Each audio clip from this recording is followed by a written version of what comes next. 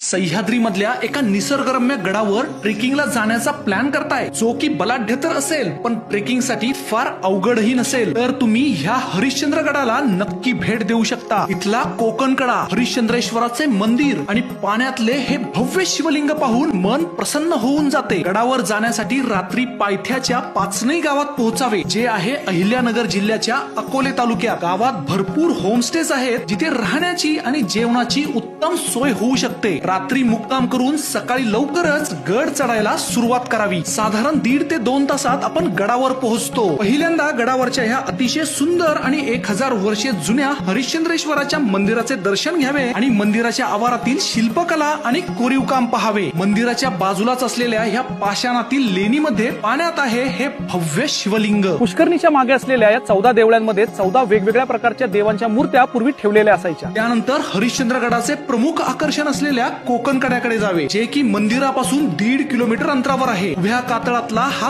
कोकण कडा पाहिला की सह्याद्रीच्या भव्यतेची जाणीव होते. गडावर जाण्या येण्यासाठी असलेली ही वाट फार अवघड नाही आणि नौखा ट्रेकर सुद्धा सहज हा ट्रेक पूर्ण करू शकतो. तुम्हालाही आमच्या सोबत हरिश्चंद्रगडाच्या ट्रेकला यायचे असेल तर आम्हाला या दिलेल्या नंबरवर कॉल करून आमच्या पुढच्या ट्रेकला जॉईन होऊ शकता.